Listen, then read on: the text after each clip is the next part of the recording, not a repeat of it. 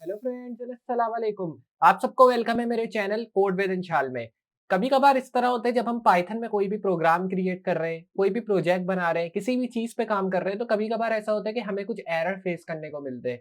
वो एरर कभी कभार आपके प्रोग्राम में से हो सकता है, कभी कभार जो सर्वर पे आप काम कर रहे हैं उससे हो सकता है। लेकिन मैं कहूंगा कभी कभार क्यों, जब हम कोई भी प्रोग्राम बना रहे होते हैं उसमें एरर तो आता ही है। तो वो एरर जो है कहीं से भी आ सकता है, आपके सर्वर से भी आ सकता है और जो प्रोग्राम आप बना रहे हैं उसके अंदर से भी आ सकता है।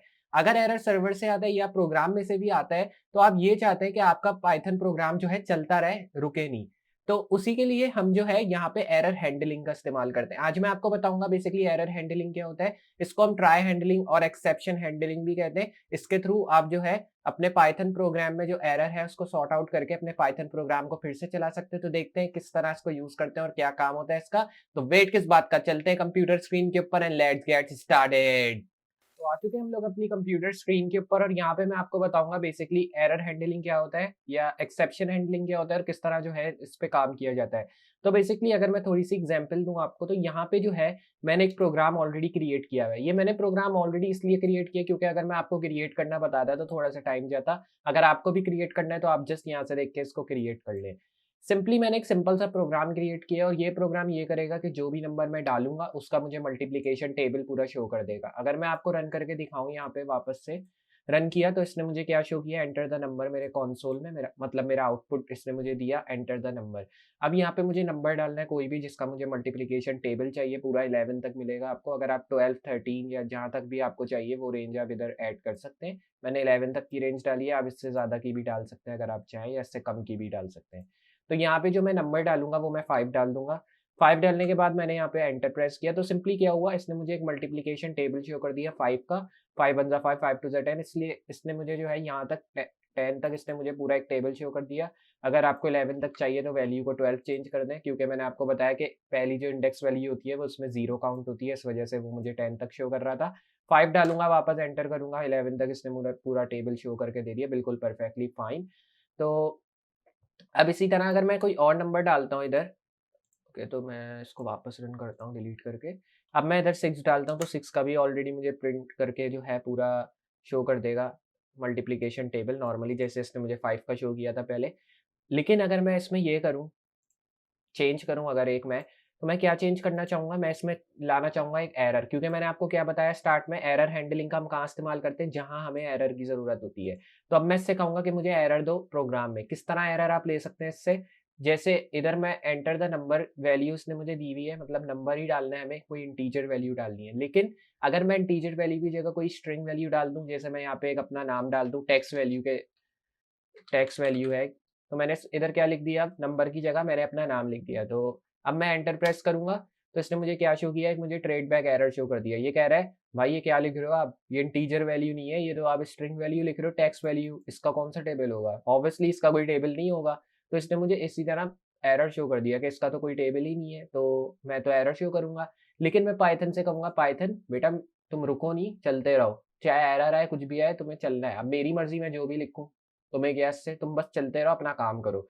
तो अब इसके लिए मैं क्या करूंगा, अगर मैं चाहूंगा कि मेरा प्रोग्राम चलता रहे, रुके नहीं, और मैंने कुछ प्रिंट टैग्स इधर क्रिएट किए, जैसे मैंने इधर लिखा प्रिंट, और प्रिंट में मैं लिखूंगा सम एरर अकर्ड। इस तरह करके मैंने एक वैल्यू लिख दी। अब कोई भी जो है वैल्यू लिख सकते हैं इधर। मैंने इधर लिख दिया प्रिंट टैग में एक सम एरर अकर्ड, और इसी तरह एक और प्रिंट टैग मैंने क्रिएट किया और यहाँ मैंने लिख दिया एंड ऑफ प्रोग्राम।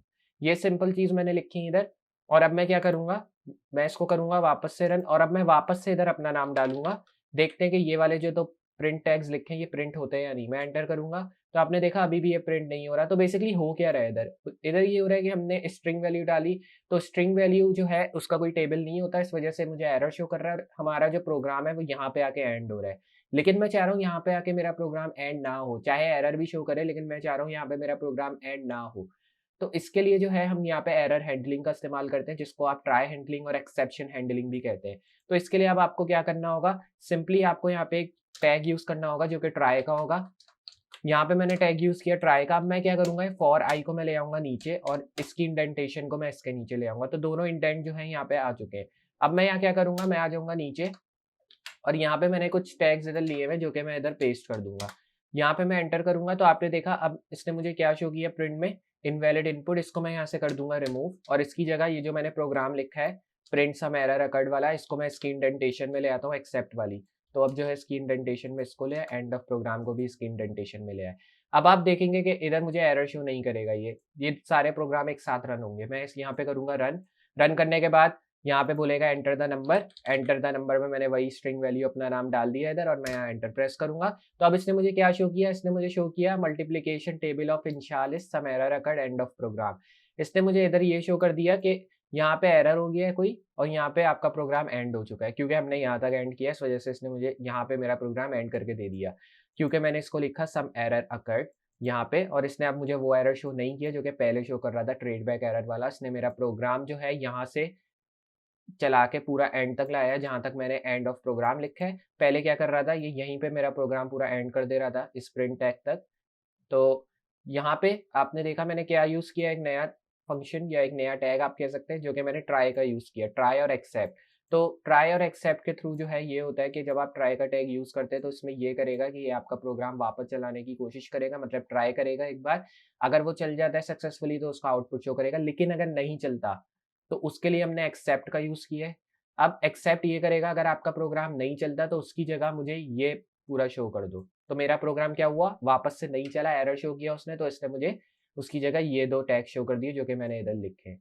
अब आप इसको एज़ अ फॉर लूप भी ले सकते हैं अगर आप चाहें तो, मतलब काम ऐसे नहीं करता, लेकिन अगर आप यहाँ पे ऐसे लिख दें फॉर, और अगर आप कंसीडर करें यहाँ पे एल्स, तो फॉर में जो स्टेटमेंट आपने लिखी होगी वो अगर उसमें एरर नहीं होता तो वो रन होती है, और अगर उसमें कुछ एरर्स आता है या आप चाहते हो दूसरी स्टेटमेंट रन हो तो एल्स वाली स्टेटमेंट रन हो जाती है। उसी तरह इस ट्राई हैंडलिंग, एक्सेप्ट हैंडलिंग और एरर हैंडलिंग में भी यही होता है। तो 3 नाम है इसके, कोई भी एक नाम आप यूज़ कर सकते हैं। मैंने एक्सेप्शन हैंडलिंग का यूज़ किया, टाइटल में भी मैं यही दूँगा वीडियो के। तो मुझे उम्मीद है आपको समझ में आया होगा बेसिकली जो है सिंपली हम किस तरह जो है एक्सेप्शन हैंडलिंग, ट्राई हैंडलिंग या एरर हैंडलिंग को इस्तेमाल करते हैं अपने प्रोजेक्ट्स के अंदर, सिर्फ़ इसीलिए ताकि एरर ना आए। तो ये चीज़ जो है ज़्यादातर प्रोग्राम्स में इस्तेमाल नहीं होती अगर मैं आपको बताऊँ तो, क्योंकि ये बेसिक चीज़ है। सिर्फ़ हम इसलिए इसको यूज़ करते हैं ताकि हम देख सकें कि हमारा एरर शो हो रहा है या नहीं। तो सिंपल सी चीज़ थी जो कि मैंने आपको बताई। इसको जो है आप डिफरेंट चीज़ों के साथ यूज़ कर सकते हैं। मैंने और भी डिफरेंट चीज़ों के साथ इसको यूज़ किया, जैसे मैंने और भी एक प्रोग्राम बनाया हुआ था, इसके साथ भी मैं आपको यूज़ करके बताऊँगा आगे आने वाली वीडियोज़ में। लेकिन अभी मैंने सिर्फ़ आपको सिंपली बताया किस तरह आप जो है यूज़ कर सकते हैं इसको, एज़ अ बेसिक बताया मैंने आपको। तो मुझे उम्मीद है आपको जो है ये वीडियो पसंद आई होगी। अगर वीडियो पसंद आई है और वीडियो अच्छी लगी और आपको समझ में आया कि किस तरह यूज़ करते हैं इसको, तो वीडियो को ज़रूर लाइक कर दें, और अगर चैनल पे नए इसी तरह की वीडियोज़ देखना चाहते हैं तो चैनल को सब्सक्राइब करना ना भूलें, और साथ ही साथ नोटिफ़िकेशन बेल ऑन कर दें, ताकि आगे आने वाली पाइथन वीडियोज़ की जो भी मैं वीडियो अपलोड करूँ उसका नोटिफ़िकेशन आपको पहले मिले। और वीडियो को शेयर भी कर दें ताकि और भी लोग अगर सीखना चाहें इस पाइथन सीरीज़ को या पाइथन की और भी वीडियोज़ को, जो कि मैंने अपनी प्लेलिस्ट में अपलोड की है, जाके आप चेकआउट करें उसको, तो उनको भी उससे फ़ायदा हो। तो मैं मिलता हूँ अगली वीडियो में इसी तरह की अमेजिंग और हेल्पफुल पाइथन वीडियोज़ के साथ। अभी बहुत सारी और आगे आने वाली है, क्योंकि 100 डेज़ ऑफ कोड चैलेंज है जो कि हम कंप्लीट करेंगे। तब तक के लिए अल्लाह हाफ़िज़।